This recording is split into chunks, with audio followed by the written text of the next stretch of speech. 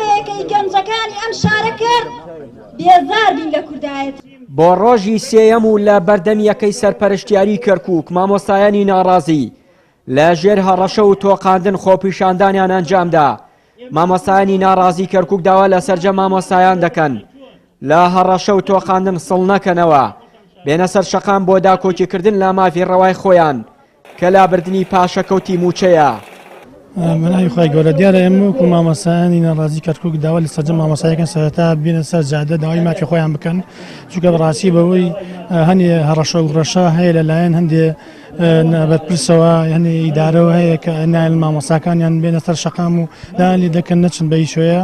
وڵاهی تەبعاً ترسێکەیە لەلایەن پەروەردە و لەلایەن مدیرەکانەوە تەلەفۆن بۆ مامۆستایان کراوە کە بێنەوە بۆ دەوامەوە ئینایەتەوە بۆ دەوام غیا بدرێ، بەڵام من وەکو خۆم مدیرەکەی خۆمی هیچی پێم نەوتووە و بە شێوازێکی زۆر تەبیعی وەریگرتووە.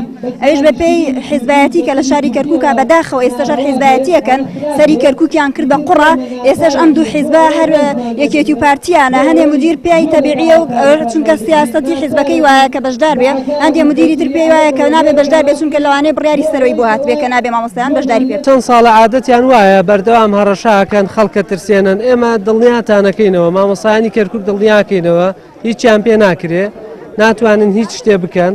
مامۆستا ئازادە دێ لێرە خۆپیشاندانەکە دێ بایکۆتەکە، ئەوان ئەو ڕوبع موچەیەک ئەداتە من ئەو موچەی مانگی هەشت و ئەوانە مەداتەهی چەند مانگی پێش ئێستەیە من ئازادم لەوەی کە چۆن دەوامەکەم و چۆن دەوام ناکەم، بۆیە دڵنیا بن یعنی مامۆستایان دڵنیاکەنەوە ناتوانن هیچ شتێکن داوایان لێکەین بێنە ئێرە. بەهۆی خۆپیشاندانەکانی دوێنێ مامۆستایانی شاری کەرکووک و بایکۆتی هۆڵەکانی خوێندن لەلایەن بەڕێوەبەرەکانیانەوە بەشێک لەو مامۆستایانە غایب دراون و بەشێکیشیان هەڕەشەیان لێکراوە. ئەندامێکی کۆمەڵی ئیسلامی لە لەقی کەرکووکی یەکێتی مامۆستایانی کوردستان مامۆستایان دڵنیا دەکاتەوە کە هیچ کەسێک ناتوانێت سزای مامۆستایان بدات بەهۆی بایکۆتەوە.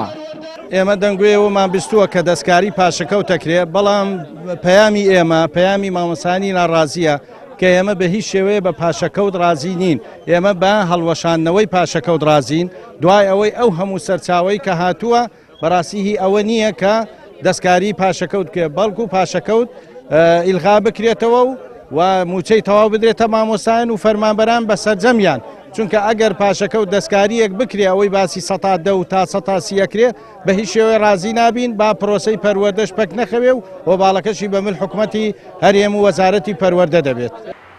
لە دوای ساڵی 2003 یەکێتی و پارتی بەڕێوەبەر و جێگری قوتابخانەکانی خوێندنی کوردیان بەسەر خۆیاندا دابەش کرد، بۆ ئێستا لەگەڵ بەرزبوونەوەی هەر دەنگێکی ناڕازی لە نێو قوتابخانەکان بەڕێوەبەرەکانیان جێگرەکەی هەڕەشەی سزادانی ئەو مامۆستایانە دەکەن کە بۆ وەرگرتنی مافی خۆیان دێنە سەر شەقام. چیانووری کەناڵی ئاسمانی پەیام، کەرکووک.